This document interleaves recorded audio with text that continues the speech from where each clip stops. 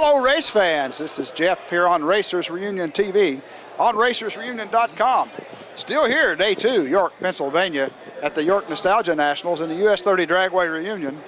And I got Kenny Montgomery in the booth right here with me today. Ken, how are you, buddy? Fine, thank you. Man, it's great to see you, pal. It's great to be here.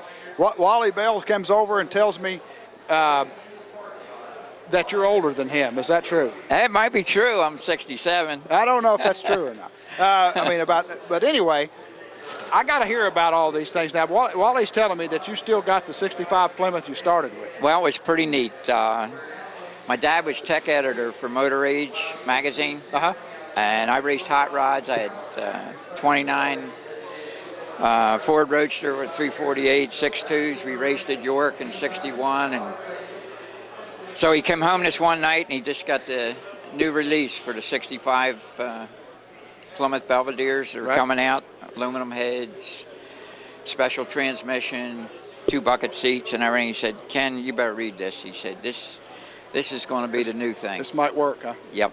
He said, "I think it's time to sell all those hot rods and let's get into something like this." And we did, and it's been history ever since. We went down to DeLand and raced that super stock FX race down there, and I got runner-up to Eddie Sharpman down there. And the car's been wonderful. We updated it through the years, and I won 3 national events with it. Won the 71 Summer Nationals, 73 Gator Nationals, qualified number 1 at the Gators.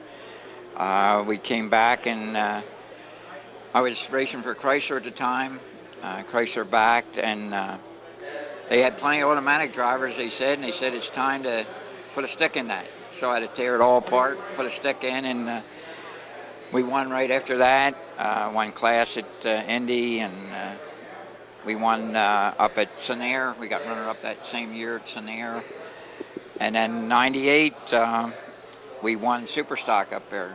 And it was quite a feat in the semifinals. I ran Peter Biondo, and he had won 5 years in a row and 28 rounds of winning, and beat him in the final, in that semifinal, and went on to win the whole race. And what a thrill it was to do that. Oh, great accomplishment too. I'm telling you, man. And that's a rare story when you hear about somebody that, I hear guys tell me, "I found my old car that I had back then," but you actually kept it. Yes, I kept it and kept updating it through the years. Yep. And not only do I have that, I have my 68 Hertz Barracuda we bought in 68, and we raced that in super stock, NASCAR, ultra stock, and raced it in pro stock. And I won the 2 first points races, the first one at York and the second one at Maple Grove in 1970.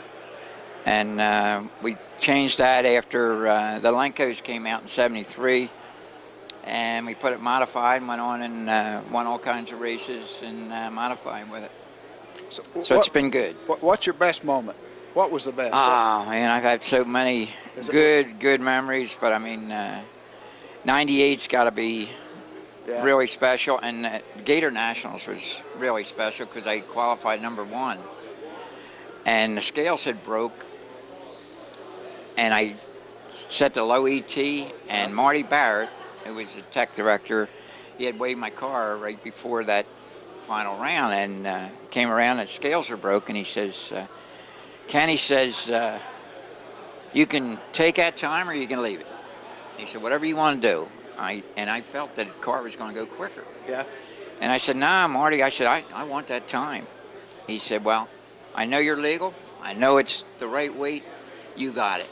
Bobby Marshall comes running up. He says, "Don't take that time. You're going to ruin it for all the class." Because at the time, see, whatever you set that time, everybody had to run on that. Yeah. Whatever, you had to be automatic or whatever, you had to run on that. I said, "Nah, Bobby, I'm going to run quicker tomorrow," because they gave you 1 run in the morning back then. And all the Chrysler guys came over. Dave Koffel, who was really special to me. Of course, Tom Hoover and Dick Maxwell and everything. And they said, "What are you doing?" He said, "How come you're going so fast?" Because they had just done a new diamond intake manifold. Right. And I had put it on. and the rest of the guys couldn't get them going. And the car was fine.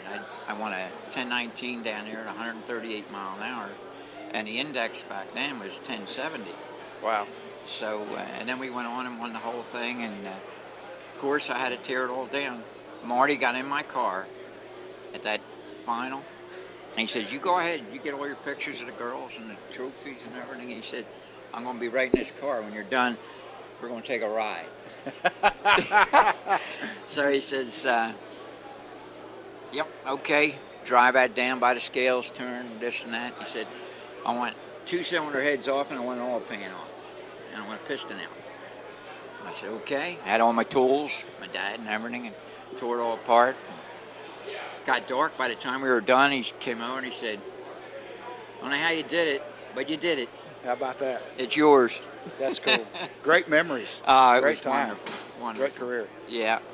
Ken Montgomery here on Racers Reunion TV, stopping by to give us a piece of his history. Ken, I hope we run into you again at the next one and we can do some more. It's great to do these kind of things, and thanks for having me. Hey, we love it, and thank you so much. I appreciate Okay. that. It's great. My Thanks. pleasure.